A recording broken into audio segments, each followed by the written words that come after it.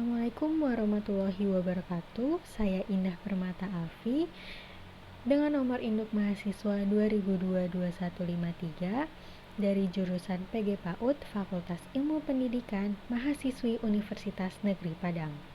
Pada kesempatan kali ini saya akan membahas tentang pengertian dan konsep belajar, ciri-ciri belajar anak usia dini, dan prinsip belajar anak usia dini.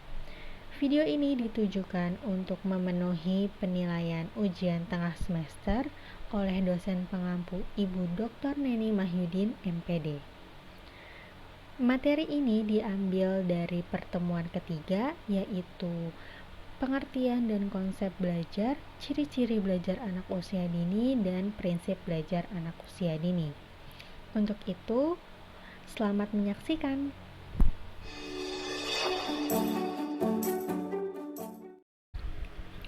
Oke, jadi untuk materi pertama kita akan membahas tentang pengertian dan konsep belajar. Nah, jadi pengertian belajar ini apa sih? Nah, pengertian belajar ini merupakan aktivitas baik fisik maupun psikis yang menghasilkan perubahan tingkah laku yang baru pada diri individu. Jadi, belajar tidak selalu tentang materi dalam buku, tetapi belajar dapat diperoleh dari pengetahuan dan keterampilan melalui pengalaman ataupun pembelajaran dan pengajaran. Nah, selanjutnya yaitu konsep belajar. Nah, konsep belajar ini menurut Slameto merupakan suatu proses usaha yang dilakukan seseorang untuk memperoleh suatu perubahan tingkah laku. Jadi konsep ini tuh merupakan perencanaan kita dalam belajar, perencanaan seseorang atau diri individu dalam belajar. Nah, oke, selanjutnya ada ciri-ciri belajar anak usia dini. Yang pertama itu ada sistem ajarnya berbasis permainan. Nah, dengan sistem belajarnya ini berbasis permainan, hal ini sesuai dengan psikologis anak usia saat ini ya, karena di usia dini anak tersebut itu masih gemar-gemarnya dalam bermain dibandingkan belajar. Jadi walaupun belajarnya berbasis permainan, tetapi tidak lupa juga kita pendidik menyelipkan materi-materi di permainan tersebut. Jadi walaupun sambil bermain, tetapi materinya juga ada. Untuk yang kedua yaitu belajar di luar ruangan. Nah, belajar di luar ruangan ini di usia 3 sampai 6 tahun itu gemar-gemarnya dalam beraktivitas ya, bergerak ke sana kemari. Jadi dengan kita belajar di luar ruangan, anak tersebut juga dapat mengeksplor diri mereka sendiri gitu. Poin ketiga yaitu memiliki kelas yang merangsang minat belajar anak. Nah, untuk pendidik bisa merancang atau membuat kelas itu menjadi nyaman untuk anak dengan membuat media untuk di kelas. Jadi kita medianya ada gambar buah-buahan dengan namanya, itu juga bisa membuat anak itu belajar. Jadi dengan melihat itu anak juga bisa belajar di situ dan membuat anak itu nyaman dengan kelasnya. Oke, untuk poin selanjutnya ada alat peraga yang digunakan konkret. Maksudnya itu adalah ada menurut Wagner dan Hollenbeck 1995, yaitu persepsi anak ketika mengenal benda sebagian besar melalui penglihatan dan perabaannya. Jadi mengenalkan ke anaknya itu dengan media aslinya gitu ya, biar anak itu dapat melihat secara langsung dan memegangnya atau merabanya itu secara langsung. Oke, Yang selanjutnya dan yang terakhir itu ada kegiatan belajar aktif dan menghibur. Cara penyampaian guru harus atraktif dan menghibur. Dengan pola tersebut, anak akan senang dalam pembelajaran. Selain itu, dengan sistem tersebut, otak anak lebih mudah menerima pelajaran. Dan juga dengan kegiatan belajar aktif dan menghibur itu, anak tidak cepat merasa bosan ketika sedang dalam pembelajaran tersebut.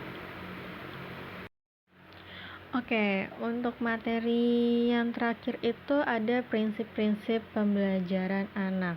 Yang pertama itu ada children learn from direct experience, yaitu anak belajar dari pengalaman langsung. Dalam prinsip ini,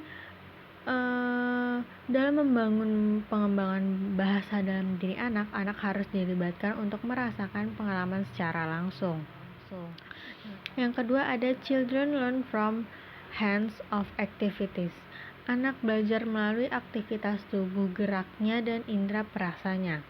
Nah, dalam prinsip ini pandangan dasar Montessori yang meyakini bahwa panca indera merupakan pintu gerbang masuknya berbagai pengetahuan ke dalam otak manusia, tetapi panca indera di sini dieksploitasi dalam kegiatan bermain melalui aktivitas tangan. Sebagai contoh, dalam kegiatan bermain dalam peraba, anak diminta memegang benda yang halus dan kasar. Lalu ada children learn from present time, here and now. Pikiran anak-anak terikat pada kekinian di sini dan saat sekarang. Nah, dalam aktivitas belajar, waktu yang penting bagi anak adalah sekarang, saat ini gitu. Ini didasari dengan dua prinsip sebelumnya, karena yang diajarkan kepada anak adalah hal-hal yang ada di depan matanya. Selanjutnya ada children learn holistically from whole to part. Anak-anak belajar secara holistik dari keseluruhan menuju bagian-bagian kecilnya. Nah, dalam prinsip ini dapat melakukan seperti perjalanan sekolah. Selama melakukan perjalanan sekolah, anak diajak untuk melakukan berbagai pengamatan pada kondisi sesungguhnya di tempat tersebut. Contohnya seperti study tour ke kebun. Pada kondisi pengamatan berlangsung, keaktifan dan perhatian spontan anak akan muncul. Selanjutnya itu ada children learn by implicity or subconscious. Anak-anak belajar secara implisit melalui pemerolehan dalam proses bawah sadar. Untuk selanjutnya ada children have different learning style. Anak-anak memiliki gaya belajar yang berbeda. Nah, tentunya setiap anak memiliki gaya belajar yang berbeda ya. Jadi tidak semua anak itu sama cara belajarnya, karena cara menangkap anak juga pun berbeda. Nah, dunia anak-anak adalah dunia bermain. Dengan bermain, anak-anak menggunakan otot tubuhnya, menstimulasi indera-inderanya, mengeksplorasi dunia sekitarnya, menemukan seperti apa diri mereka sendiri. Selanjutnya yang terakhir ada children learn from deductive approaching to introductive approaching. Anak-anak belajar dari yang umum ke khusus. Baik, cukup sekian materi yang saya sampaikan.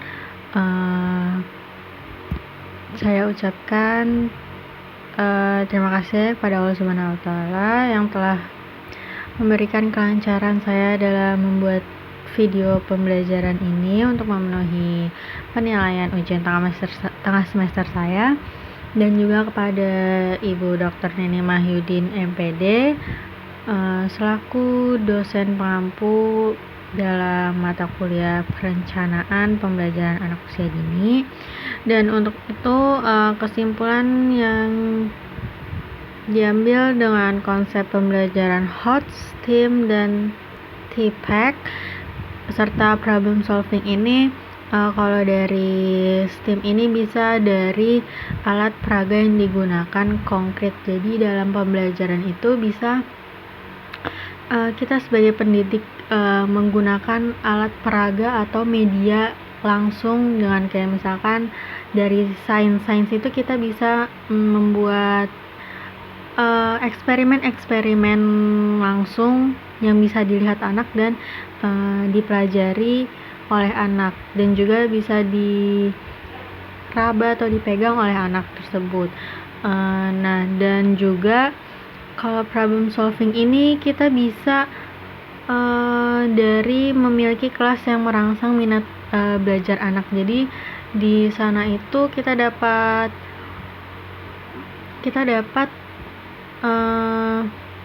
memahami atau bagaimana cara biar anak tersebut itu dapat belajar dengan nyaman dan juga senang gitu ya belajar di dalam kelas tersebut. Nah, kayak cukup sekian materi yang saya sampaikan, kurang lebihnya mohon maaf. Wassalamualaikum warahmatullahi wabarakatuh.